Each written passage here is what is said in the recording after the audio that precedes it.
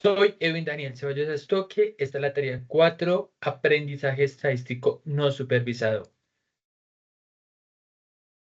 Se tiene el objetivo general de analizar y segmentar el conjunto de datos sobre viajes mediante técnicas de aprendizaje automático no supervisado para identificar patrones y características comunes que permitan comprender mejor las diferencias en duración, costo y volumen de usuarios.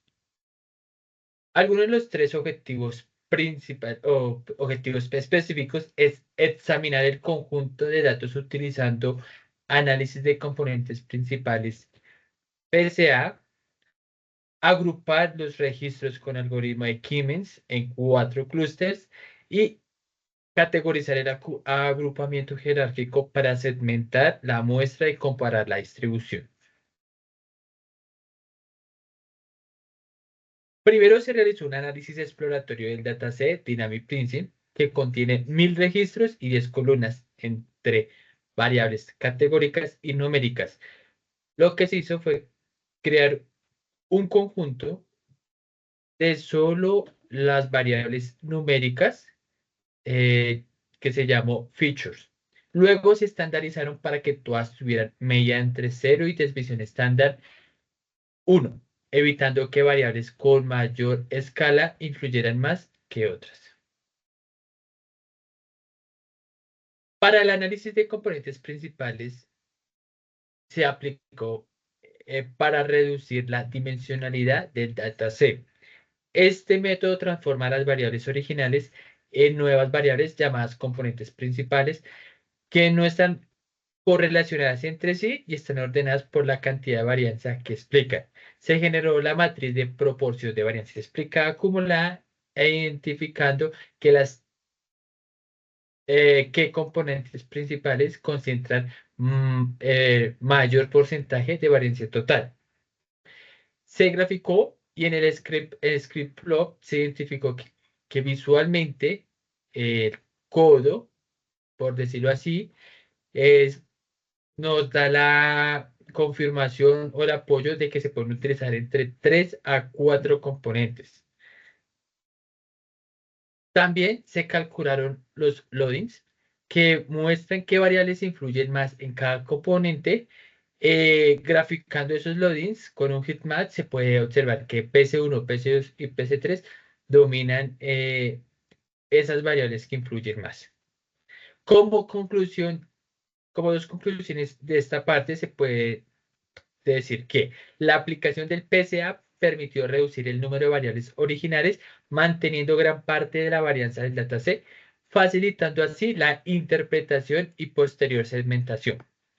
El análisis de los loadings muestra que los primeros componentes PC1, PC2, PC3 resumen principalmente la información sobre duración, costo de viaje, volumen de pasajeros, conductores, y esto ayuda a entender qué factores explican la estructura interna de estos datos.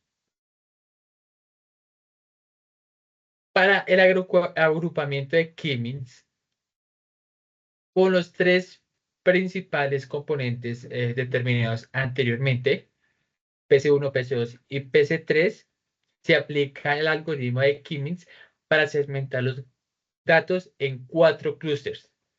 4 porque así es lo que se determina en la guía, lo que nos dice la guía.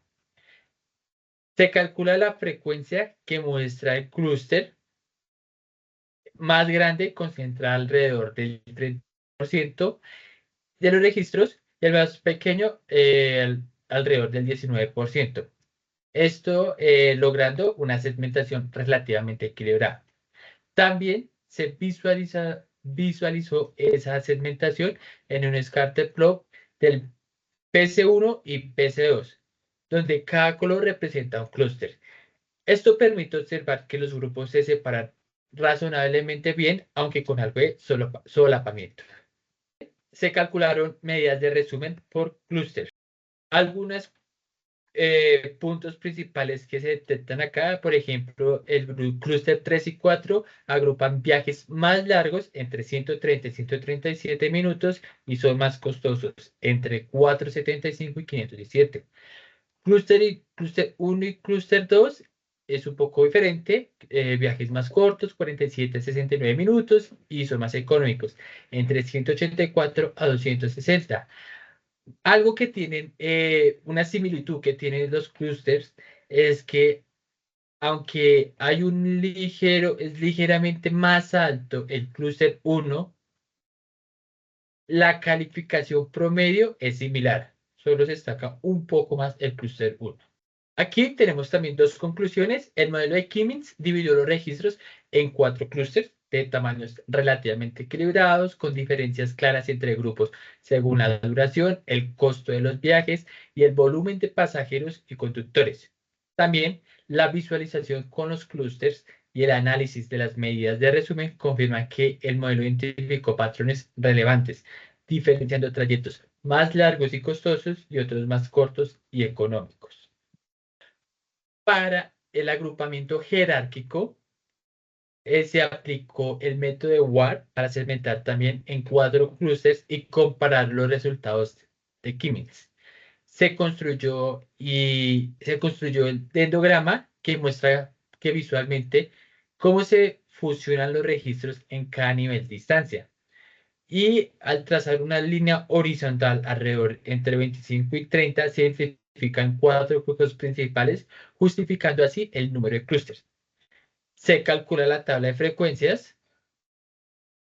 Se calcula la tabla de frecuencias para mostrar los tamaños de cada clúster, que son relativamente parecidos al modelo de Kimmins.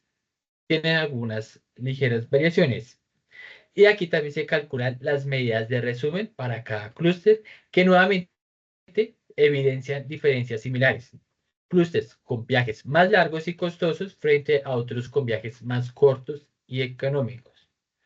Dos conclusiones que se tienen aquí. El dendrograma permite visualizar cómo se agrupan los registros y justifica la elección de segmentar y muestra en cuatro clústeres la coherencia con el análisis de Kimmins.